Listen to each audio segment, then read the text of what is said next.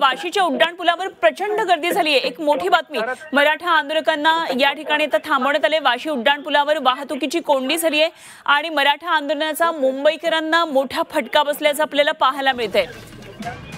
तर वाशी उड्डाणपुलावर प्रचंड वाहतुकीची कोंडी, खरं तर कार्यालय गाठण्याची ही वेळ आहे, त्यामुळे मुंबईकरांची यावेळी मोठी लगबग मुंबईतल्या रस्त्यांवर तसंच रेल्वेला दिसून येते। मात्र सध्या वाशी उड्डाणपुलावरून एक मोठी बातमी कळतेय आणि वाशी उड्डाणपुलावर मराठा आंदोलनाचा मोठा फटका आपल्याला पाहायला मिळतोय।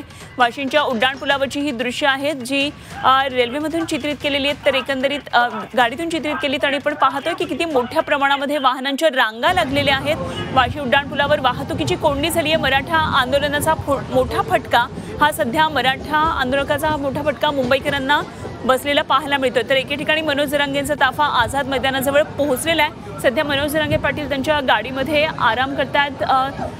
अनेक तासांचा प्रवास केलेला आहे आणि त्यामुळे ठिकठिकाणी त्यांचं जल्लोषात स्वागत होत होतं। ठिकठिकाणी त्यांचा ताफा थांबलेला होता, त्यामुळे ते सध्या विश्रांती करतात आणि अगदी काही मिनिटांमध्ये आझाद मैदानामध्ये त्यांची गाडी पोहोचणार आहे। काही अगदी त्यांच्यावरच्या ताफ्यामध्ये ज्या काही मोजक्या गाड्या आहेत त्यांनाच पुढे सोडण्यात येणार आहे। बाकी सर्व ही वाहनं आहेत ती एका बाजूला पार्क करावी लागणार आहेत आणि तिथून चालत या सर्व आंदोलकांना आझाद मैदानामध्ये पोहोचावं लागणार आहे। तर दुसरीकडची ही दृश्य आपण पाहतोय वाशी उड्डाणपुलावरची वाहतूक कोंडीची।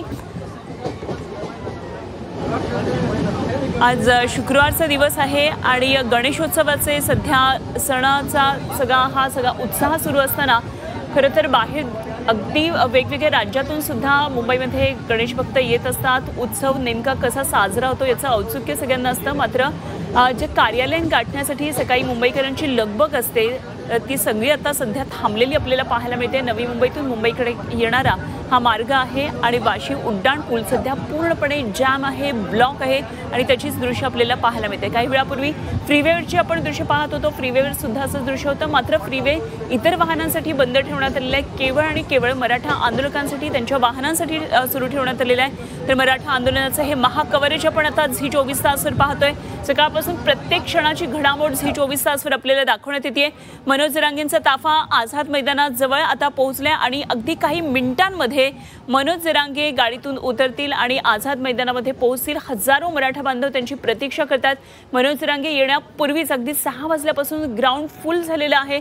आमचे प्रतिनिधी मनोज पाठक त्या ठिकाणी प्रत्येक घडामोडीवर लक्ष ठेवून आहेत। तर वाशी खाडी पुलावर आपण पाहतोय वाहतुकीची झालेली कोंडी। या ठिकाणी ही सगळी जी वाहनं थांबलेली आहेत ती मराठा आंदोलकांची आहेत आणि या वाहतूक कोंडीचा फटका आज मुंबईकरांना बसतो आहे।